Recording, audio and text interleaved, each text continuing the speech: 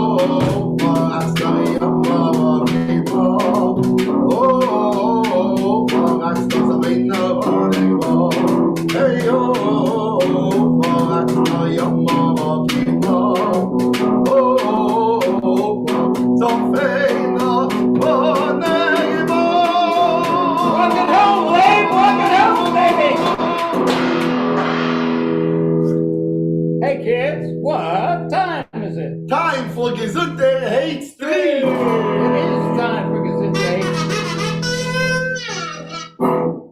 And the name of the story for tonight is called You Rode Upon Your Horse.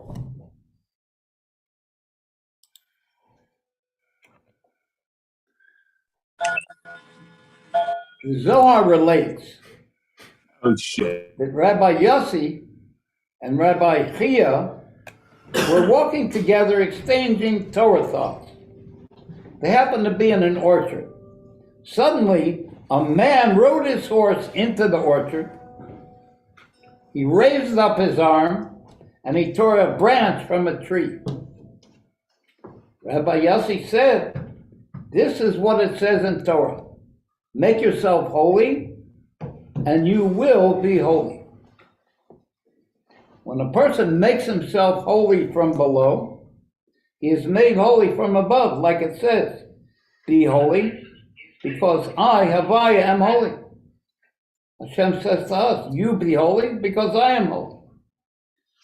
Our Rebbe's father, Reb Leivik, analyzes this simple account in the Zohar through the lens of the spheros of Atzilus.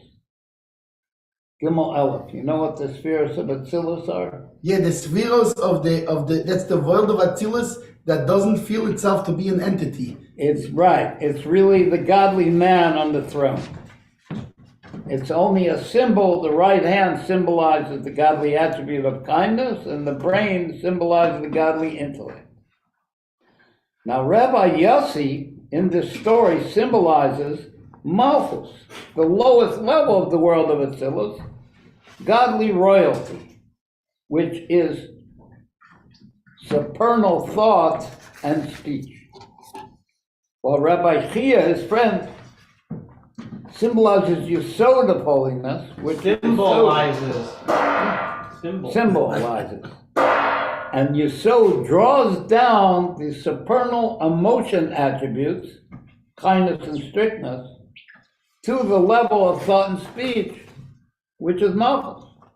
Like when I speak, I have a thought first what I'm going to speak, and what I have the thought of is how I feel. So too in the godly world. Malchus is the thought and speech, which is informed by the godly emotion attributes. So the thought and speech is symbolized by Rabbi Yossi, and the delivery of the godly emotion attributes is symbolized by Rabbi Kia. A horse, remember the guy came in on a horse, symbolizes also malchus, also thought and speech. Since letters of thought and speech convey the message from the previous hidden emotional attributes, how do you know your friend feels a certain way? Because he tells you. For example, when Hashem says, let there be light, that will be the level of malchus, the godly speech. And that communicates the attribute of kindness, because light is kindness, it's outspread. So letters are like little horses that carry the emotions to their destination as expressed through thought and speech. The branch that the guy pulled off of the tree represents Yesod, the connection between the emotion attributes and the thought and speech. And the tree symbolizes the tree of life. Supernal beauty, Tiferes. And just as branch can serve as a whip to speed the horse and keep it on a straight path, so too spiritually. Yesod draws Gebura, strength and strictness, into malchus, into thought and speech, thus strengthening the powers of thought and speech. But in our story, the rider is from the side of unholiness, and his source symbolizes thought and speech of unholiness. And the branch symbolizes Yesod of the non-holy. On the other hand, Rabbi Yossi symbolizes thought and speech of the side of holiness, where Rabbi Chia symbolizes Yesod, the connection to the motion attributes that brings into thought and speech from the tree of life. The rabbis of the Zohar, these two rabbis, Rabbi Yossi, Rabbi Chia, made themselves holy by speaking words of Torah.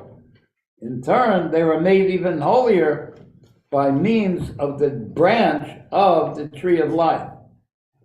The rider, on the other hand, drew unholiness onto himself through his evil thoughts when he entered someone's orchard without permission and pulled the branch off of one of the guy's trees. And those evil thoughts are symbolized by the horse he was riding. And then he compounded his sin by breaking off the branch, which corresponds to Yesod of the unholy side. And this follows the words of our sages. One sin brings another sin. He went into somebody's orchard without permission, and then he pulled off a branch from one of the trees. And watching this scene, Rabbi Yossi derived that just as one sin leads to another, so too holiness leads to more holiness.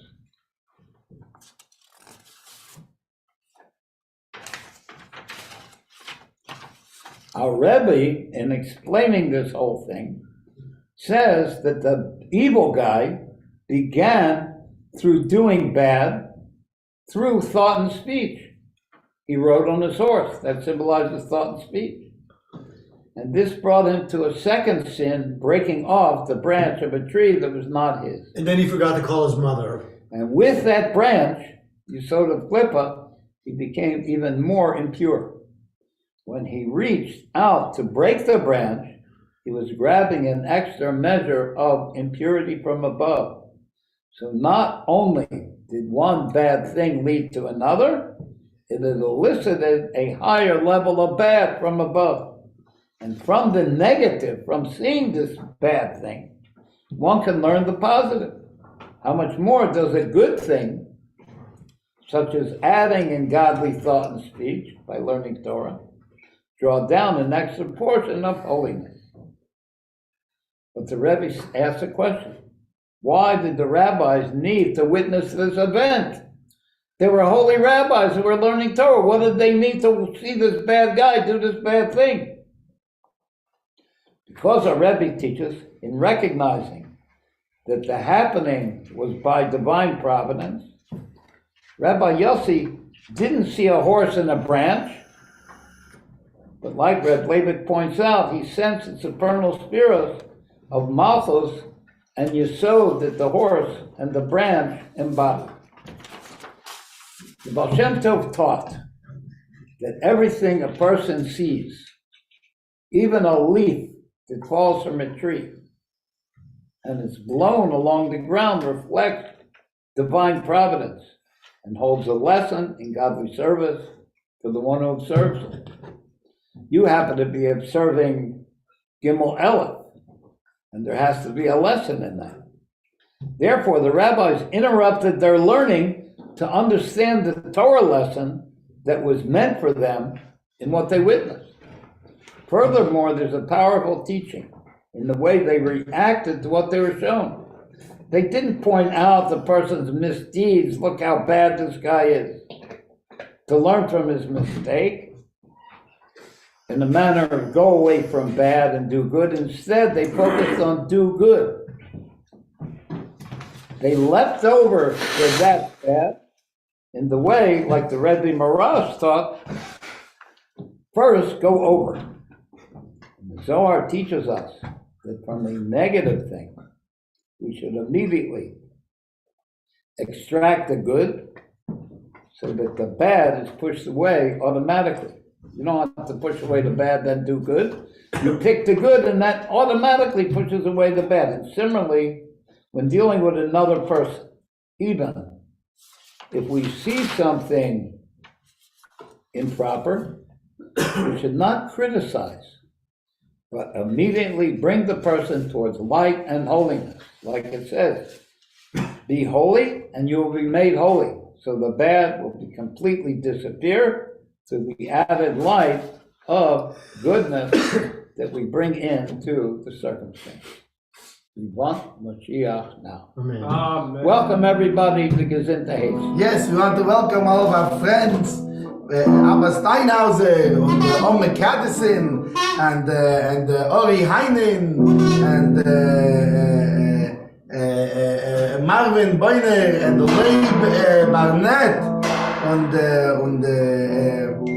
Davi Asper, and all of our good friends, Yisrael Cowan, and Harris, Yeshua Harris, everybody, hello. Danny. Danny, our good friend Danny. Hello, and Carolyn, and Angelica, and good to see all of you. Okay, ready? Here comes the niggin, everybody.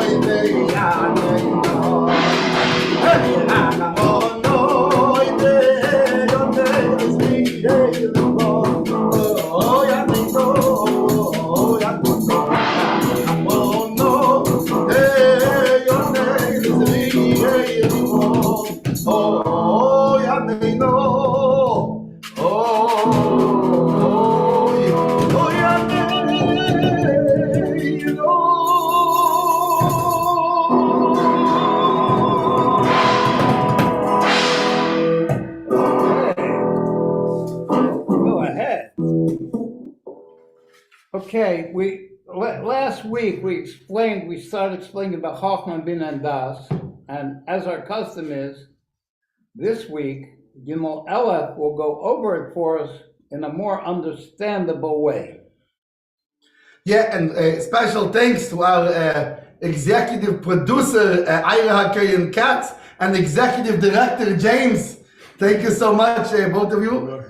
And here we go. Now, time for some Hasidus. So, my dear brothers and sisters, by learning how a person minds works, we can relate to the supernal man on the throne, right? By understanding a physical man. In learning mathematics, it is first necessary to know that there are 10 numbers in a progressive chronology from 1 to 10. That means in order, by the way, from 1 to 10. In geography, Siddur, how much directions? 4 directions. Without these ideas, axiomatic postulates. Huh? Well, that's why I figured I would give you a translation leap. Without these inyanim leap, verstehst? It is impossible to understand this subject, or at least it is very, very difficult until these ideas can be grasped and fixed in the mind. So too in the study of Hasidus. There are 10 spheres and 4 worlds.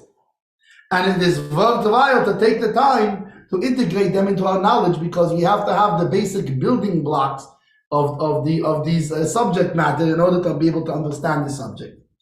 So let's talk first about the 4 worlds. The first world is Atzilus, the world of emanation. Now this is different than the lower 3 worlds, that it embodies godliness. While the other 3, the lower worlds, they feel separate from God. They feel themselves to be their own entity, even if they might be nullified to God, but they feel themselves to be an entity on their own. They're not so with the top world of Atzilus. 2 is the world of Bria. This is the world of creation. 3, the world of Yetzirah, the world of formation. And 4 is Asir, the world of action, which we know very well, because this is our world, the world of action. 10 attributes. So now we know the 4 worlds. Let's talk about the 10 attributes. Now these 10 attributes, just like in mathematics, right, where we know that there's 1 to 10, and this is the building blocks. So the same thing is these are the building blocks in everything, in every levels, is these 10 attributes. Of course, the way they express themselves might be a little bit different in Bria or down in Asiya, but they remain the same. The first 3 of the 10 is Chabad, Chochmah, Bina, and Das, the famous wisdom, understanding, and knowledge. Right? This is also called this is the attributes of the intellect. Then the lower 7 ones are emotional attributes. They are kindness, strictness, and moisi. Right? That's Chesed, Gvura, Tiferes. Have like moisi. Chagas. Have Lord, have moisi. Have mice. And then after that is victory, glory, and foundation, right? Netzach Hod Yesod, called Nehi, and finally kingship, Malchus. Like the Tzadok said before, that Rabbi Yossi embodied this Malchus is the lowest of the 10 attributes. Now Chagas is the feelings. So what's the difference between these emotions and those emotions? Chagas, the upper emotions, right? The kindness, strictness, and moisi. This is the feelings in the heart. Where Nehi, Netzach Hod Yesod, like victory, glory, and foundation, these are the emotional attributes which bring the feelings into revelation, which happens through Malchus, which in general embodies thought, speech, and action. Like Malchus is like expression. It's the things that's used for expression is thought and speech and action. Now, by the same and somewhat connected token, there are 2 metaphors about how Hashem dresses himself in order to relate to us, and in turn it also allows us to relate to Hashem. One is the human image. The man on the throne. The man on the throne, like the supreme man on the throne in the heavens, in the vision of the prophets. Chassidus explains that even though he has no body, or no likeness of a body, when we speak about Hashem's right arm, it is a metaphor for his attribute of kindness. And when we mention the brain of the supreme man, it is a metaphor for how ungraspable, unknowable one dresses himself in the attribute of divine wisdom, in order that we should be able to connect with divinity, and we should be able to understand how to do his will in making the world a dwelling place for him. And in this way, since we have an attribute of kindness and we have an attribute of intellect, then from my flesh I will know God. Meaning, by understanding the man below, we can get an idea of being able to understand the man above, and more specifically, understand what it is he wants from us and needs us to do over here. That's the first allegory. The second one is names. That's right. I have one, you have one. But what is it? Well, you heard it here first, we'll tell you what it is. Like the name Kale, for example, Aleph Midlamed, represents the divine attribute of chesed, of kindness, while the name Elokim represents the divine attribute of gevura, strength, strictness. So if you call Hashem by a name that indicates wisdom, he emanates wisdom. For example, if you need a favor, right, from somebody, so when you petition this person, you will say it, you know, I'm coming to speak to you because you are such a kind person. Why are you saying this? Because you're looking to elicit from him his attribute of kindness. So when you're calling him, you're telling him about his kindness. So this is the same thing. When we call Hashem by the name Kale, for example, we are calling him, beseeching him, looking to elicit his attribute of kindness. Now Hashem is essentially removed and ineffable. But at the same time, he commands us to love and fear him. Now this begs the question, how can you command love and fear? Hey, you, love me right now. How can you command someone to love? How can you command someone to fear? But Hashem does not ask the impossible. And he provides a device to enable us to achieve love and fear. This device is our power to understand, each one to his own ability, the greatness of Hashem. Because when we will understand Hashem's unity, and we understand something of the greatness of God, his kindness and wisdom, etc., automatically we will love him. And the commandment to love Hashem, to understanding godliness, in order to love Him, this is expressed in the famous prayer of Shema Yisrael, in the commandment of Shema Yisrael. Hashem commands us, hear, O Israel, meaning understand, O Israel. The Lord is Hashem is our God, Hashem is one.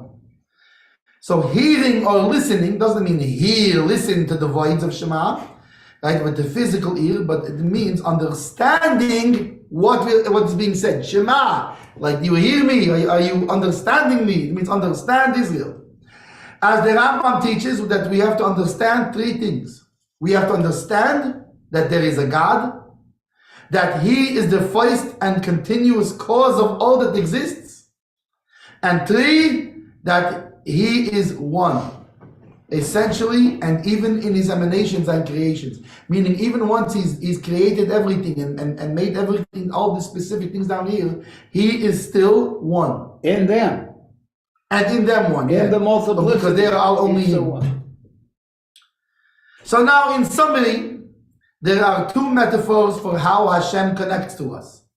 The first one is He connects to us in a way of the supernal man on the throne, that through understanding our own psychology and our own makeup, we can approach some understanding of Hashem, even though He really has no right arm, so to speak, but His right arm indicates His attribute of kindness, etc.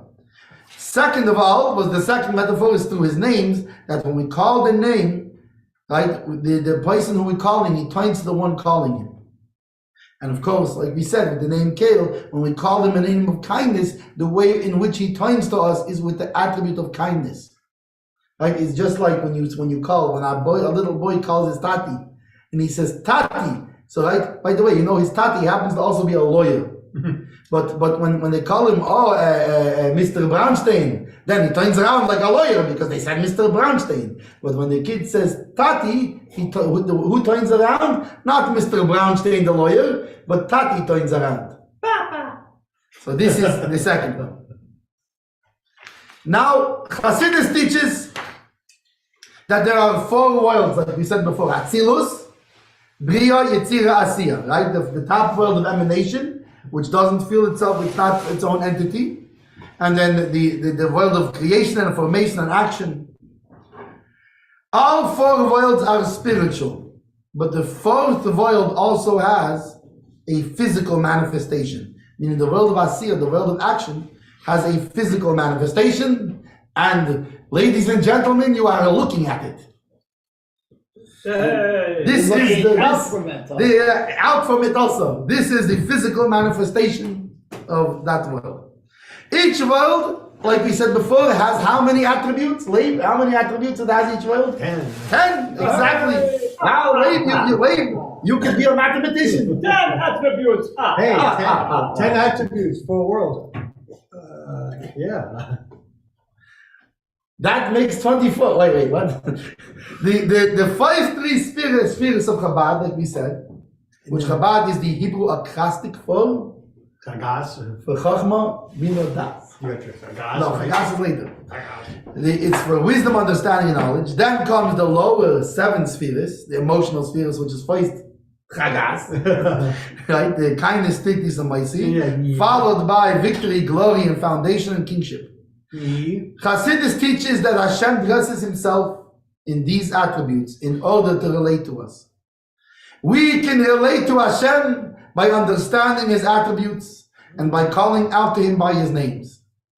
When we understand His greatness, we will automatically love Him.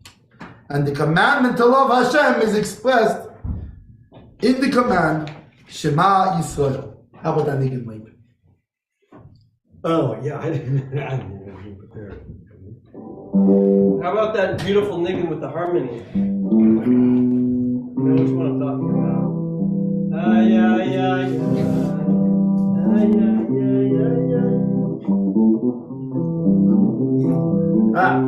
All the animals in the zoo are looking back at you.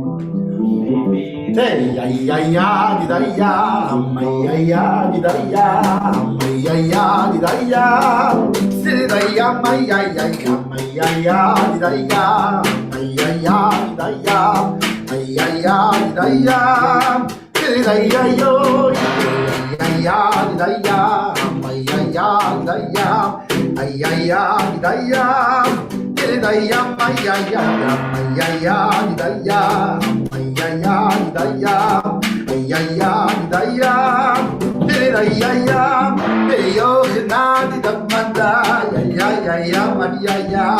Hey ya da ya ya hey ya yo yo na di da bam bam ay ya ya ya hey ya da ya ya hey ya ya aho hey yo na ya ya ay ya ya da ya ay ya ya da ya ay ya ya da ya hey ya yo na da ya aho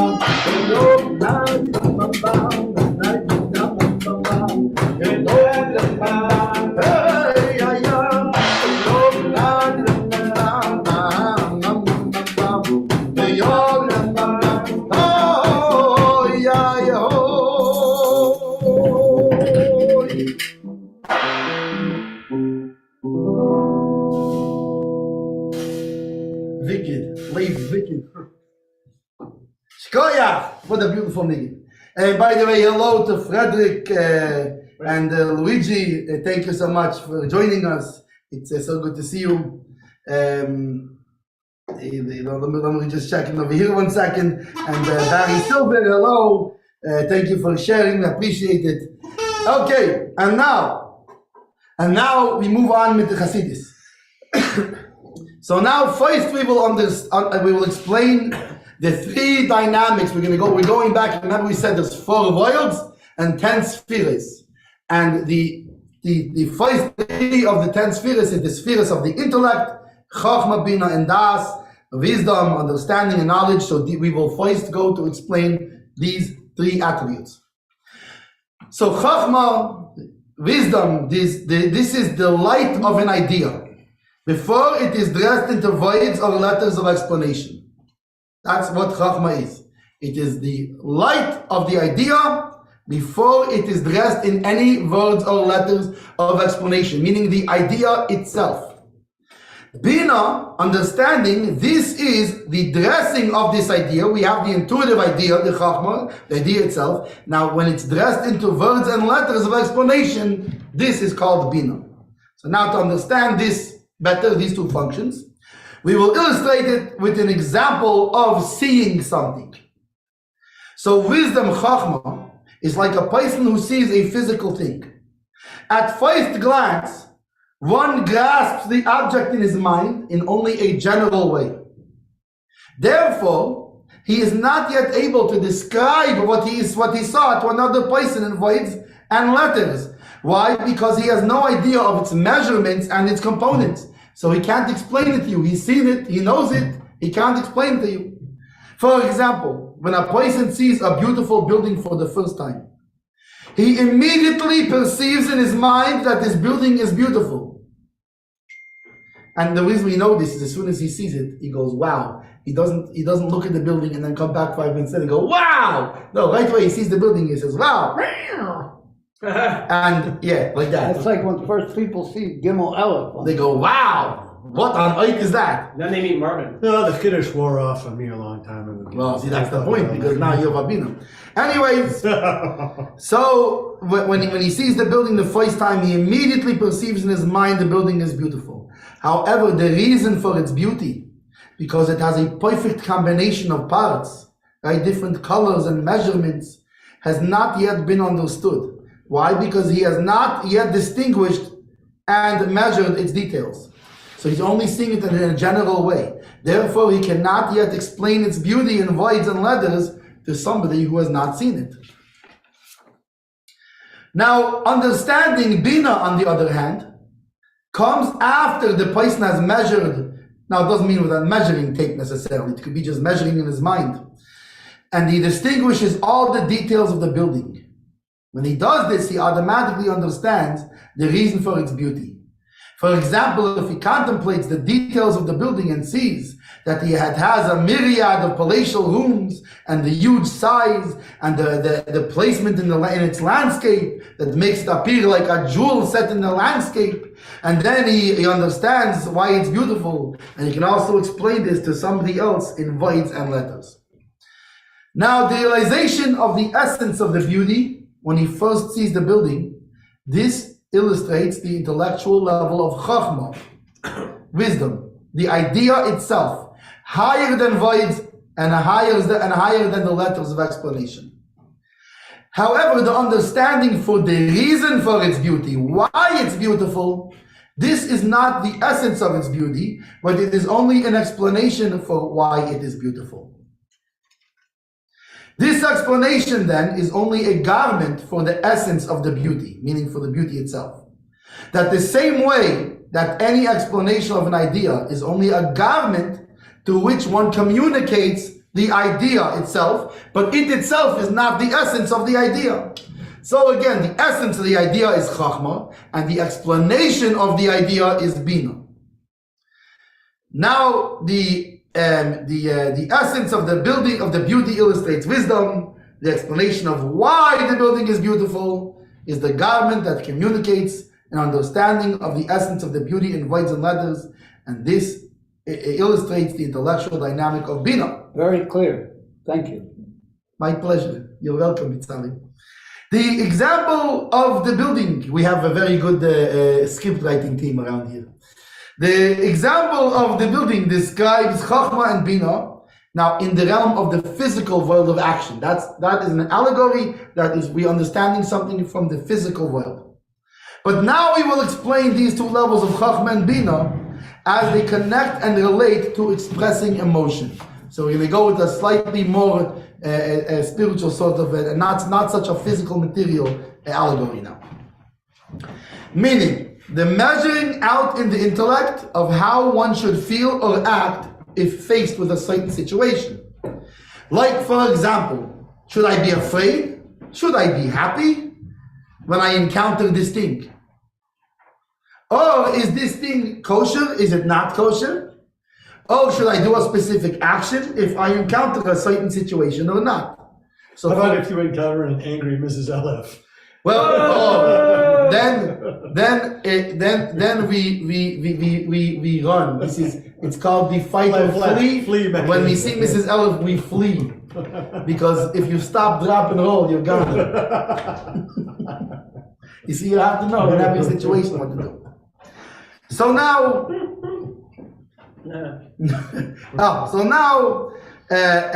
these examples are all in the realm of intellect, which pertains to emotion, called seichel of midis, the intellect of the emotion. They are not feelings.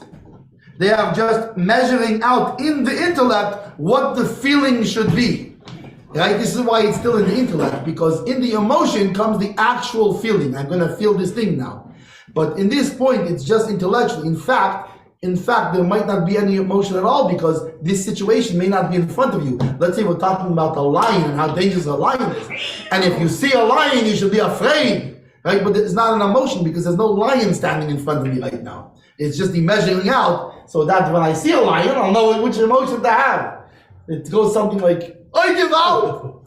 Anyways, so these are not feelings, but just measuring out to the intellect what the proper emotional response should be. The emotion is called the realm of feelings, mides, while the measuring out in the intellect what should be the proper feeling when encountering something, this is the emotion of the intellect. One expression of how emotions are measured out intellectually is in determining if something is allowed or not allowed in Jewish law. Is it kosher or treif? Kosher, a thing which is allowed, this will be an expression of chesed, kindness, as determined by the intellect.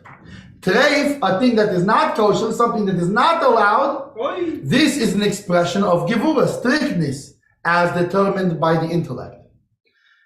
Like we see, Isn't it determined by God and God's Gevurah? He's the one who made a separation. Right, exactly. That's in the what food. he's saying. you got it, exactly. They're saying, and the godly man on the throne makes a decision. This is what I want. This is what I don't want. But You're exactly right. But he said intellect, right? Well, there's, He's just explaining by a person. Yeah. He measures out in his intellect how it should be. Do I like this thing? French fries, they're good. They taste good. They're healthy. yeah. But we're trying to understand how it is in the godly intellect. This is what I want. This is what I don't want. This is chesed. This is Right, that's why God said French fries is good for it's good. And then he said bacon, bad for my blood pressure. Like we see in Tractate Beya in the Talmud, page 6b. In the case where Rav Kahana and Rav Ashi, they pointed out an apparent contradiction in the logic of their teacher Rav. They challenged Rav on his decision that an egg born on a holiday is not allowed to be touched. It's muktzah. Even though Rav could not answer their logical objection. Think if a chicken lays an egg Yeah, well, correct. I mean, on Yom Tov. or if a person lays an egg, but that's Or a unusual. duck. A A duck, but quail. any egg, a boyd lays an egg. Kosher bird.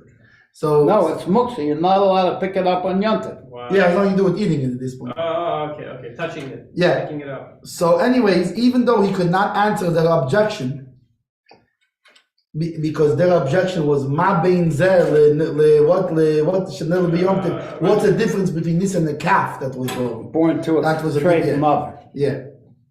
Anyways, so he disregarded their objection, even though he could not answer it. Why? Because his ruling of the law came to him in a way of seeing the truth, the chachma, the wisdom, higher than the level of weights and letters. Basically, he knew he was right, even though he couldn't explain why at that second. Because he apprehended the principle on a higher level than its explanations of letter and of the letters of understanding. Meaning that's why he couldn't explain it to them, even though he knew it was so. He apprehended the teachings through the seeing of Chachma, which is higher than the explanations.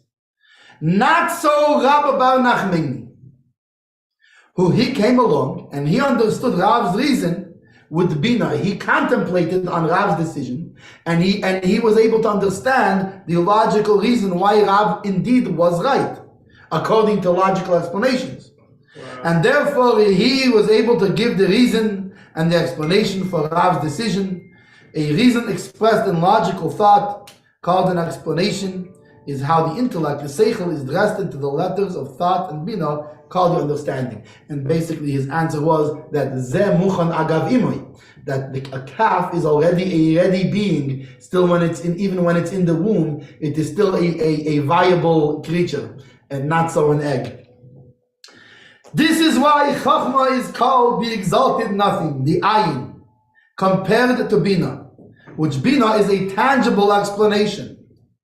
Bina is a yesh, a something, whereas Chachma is a nothing, an ayin. Chachma is higher than words and letters. It is an intuitive flash. Therefore, it is not explainable with voids of explanation. But Chachma, called the nothing, Ayin, because it is an intuitive flash, is nevertheless considered a yesh in existence compared to the level above it. So compared to the Bina below it, the logic and explanations, it is called a nothing. However, compared to what is above the Chachma, it is a something, because the thing above it is a nothing.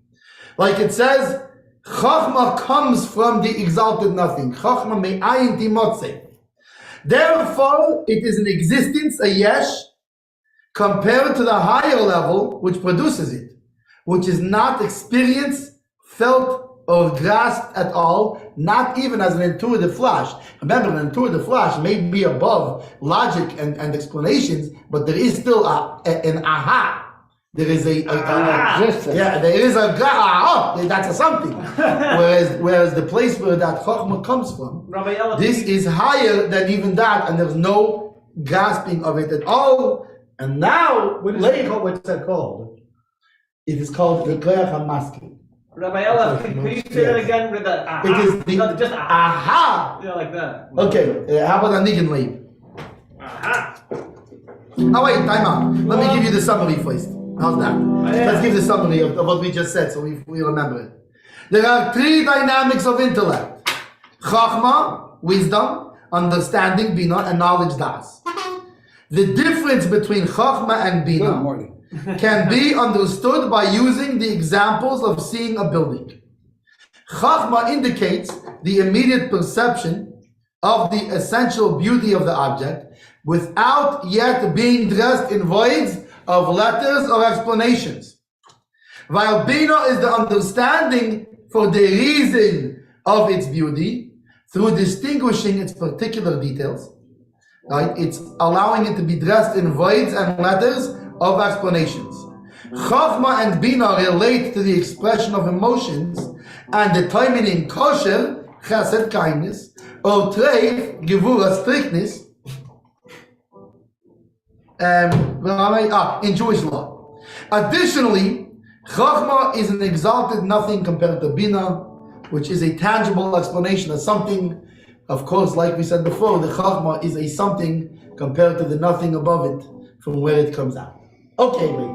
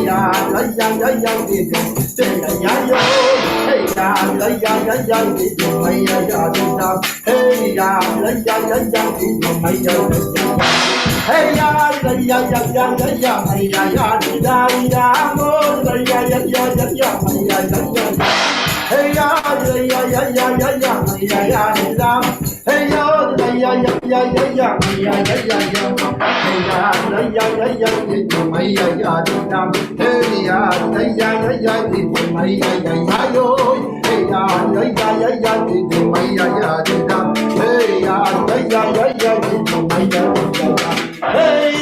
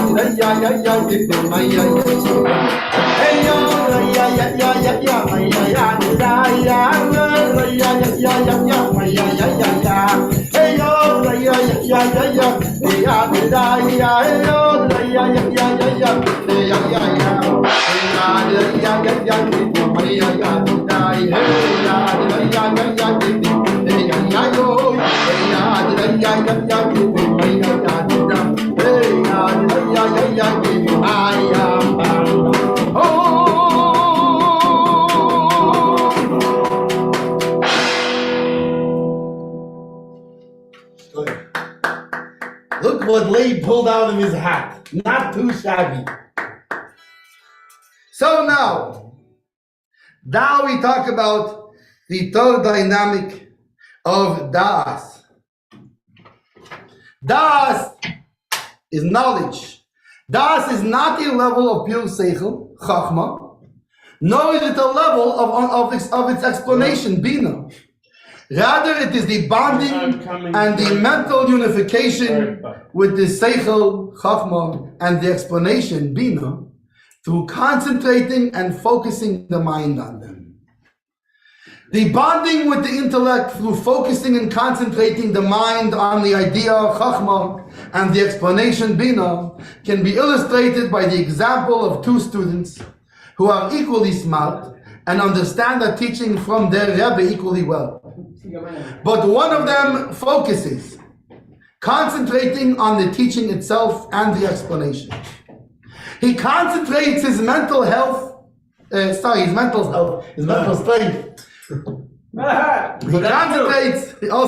He concentrates his mental strength and energy on this one teaching, until during that time he is divorced from all other thoughts and preoccupations, to the point that he even forgets his own existence. Wow. He forgets to eat, he forgets to sleep, he's so focused on this thing. He doesn't feel himself at all. He only feels Is this called Devakus?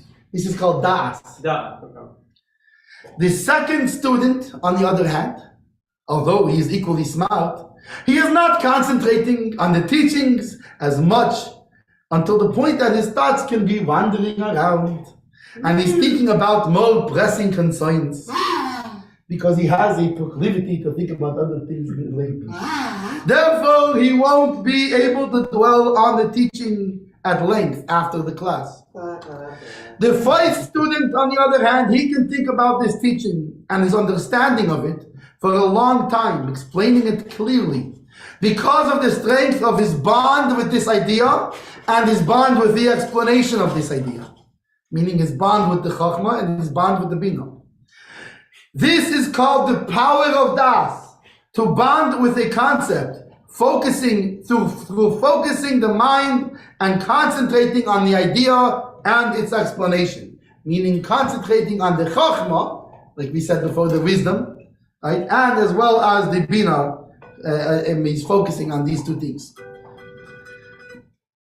Now, the source which allows one to concentrate on the chachma and bina, the source of das. In other words, without the source, you would not be able to concentrate on the chachma and bina. So the question is, how you be able to do this concentration? Okay, so it is a power that is called chush.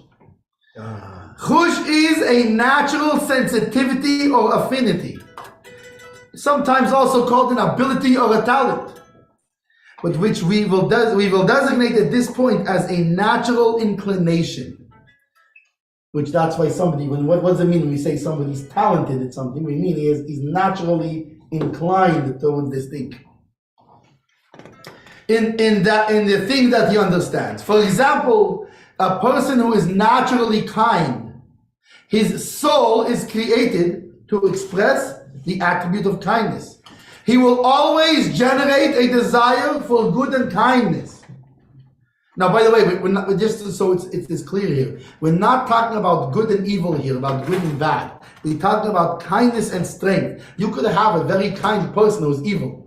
And not only that, he uses his kindness to carry out evil. And you could have somebody who's a person of strictness, but he uses his strictness in a way to save Hashem. So we're not talking about good and evil. People, sometimes they say kindness and strictness, people think of this as good and evil. It's not. These are emotional inclinations. And they can both be used.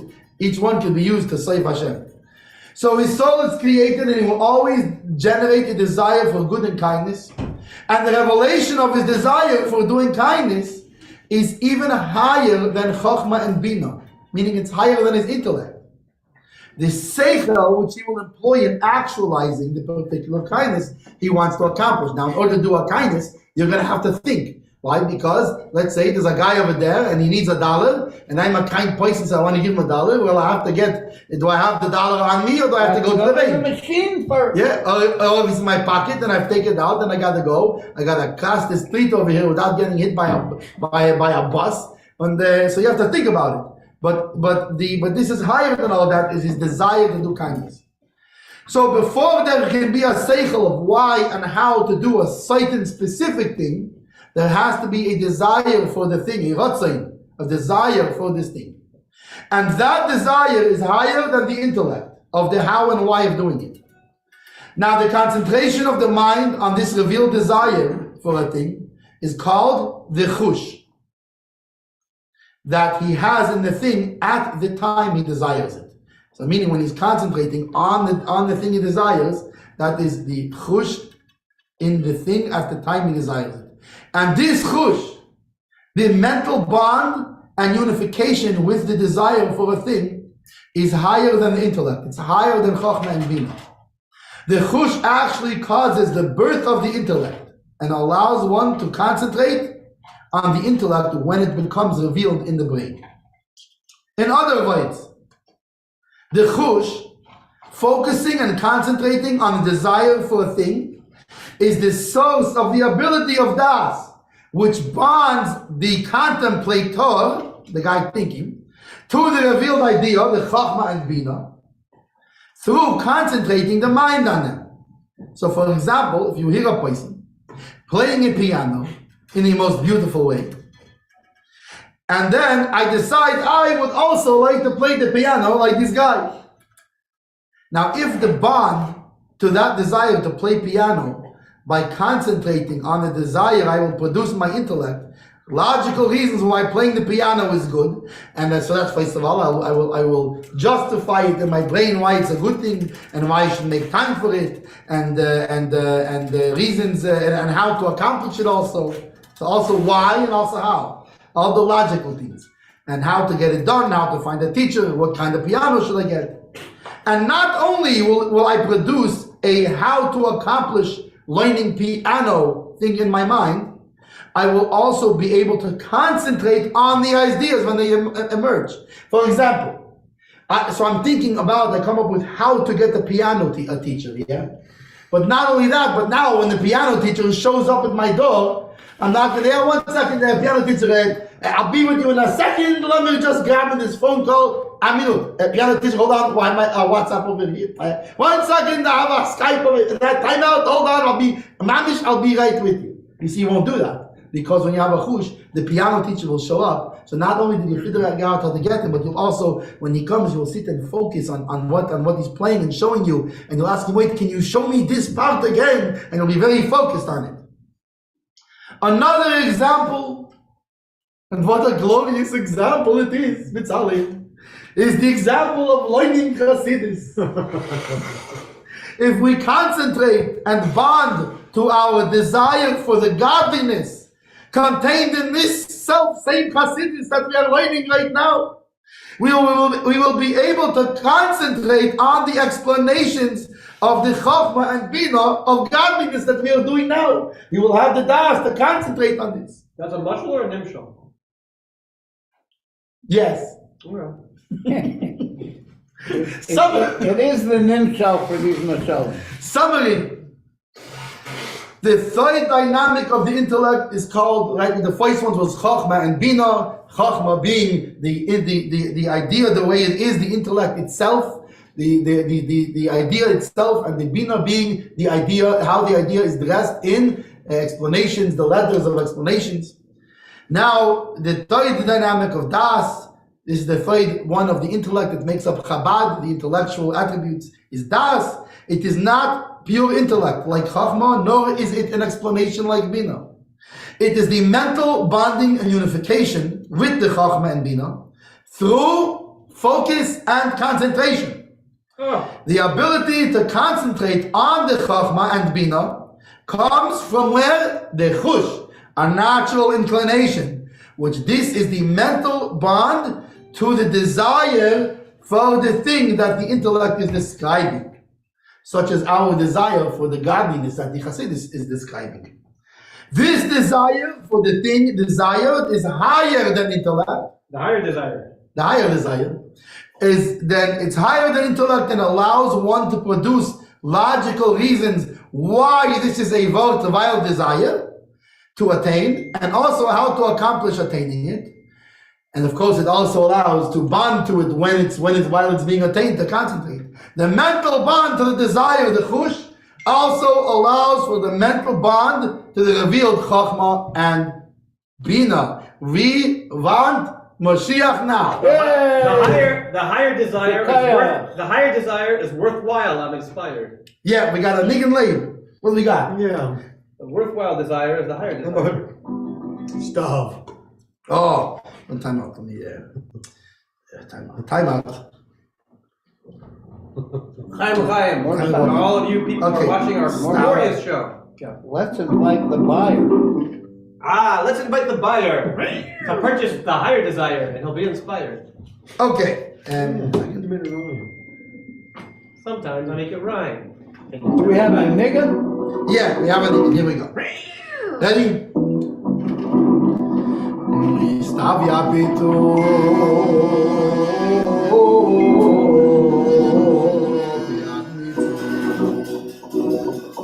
Oh, biatnitzu.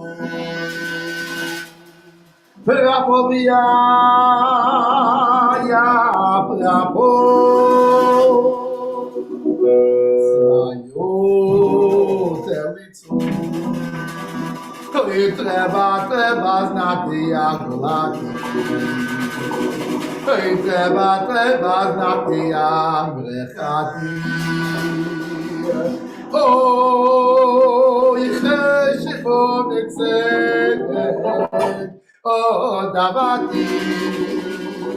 Lebanon, Gazyaino, oh, Dvejati. Oh, imi piem, ta piem, dami gulyayi. Und men trinken yayin azoy bimani.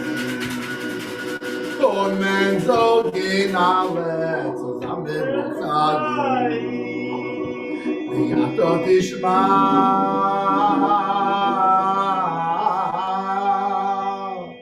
V'yin ha-shomayim. Stavia bitu. Sobatu, oh, sobatu. Hey, prapovia, ya prapo. Vayo, hey, treba znati ya gulati.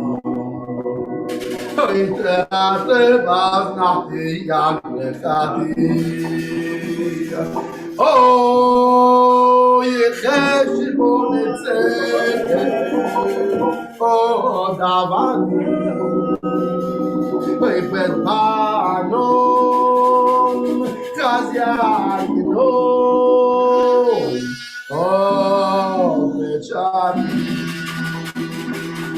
Oh, mi pie, Und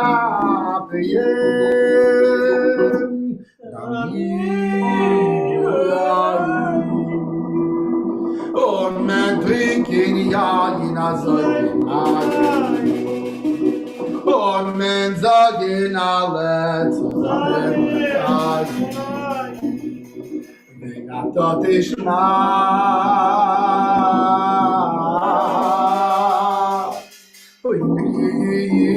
in a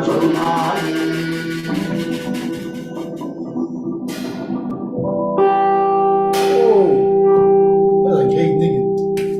Where does he find this stuff? Okay, everybody. Where's the G?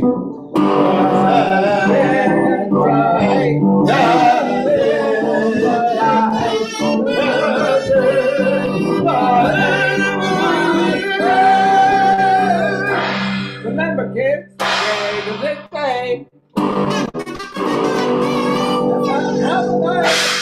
have an eye out for Rabbi Zeitz. It's going to be telling us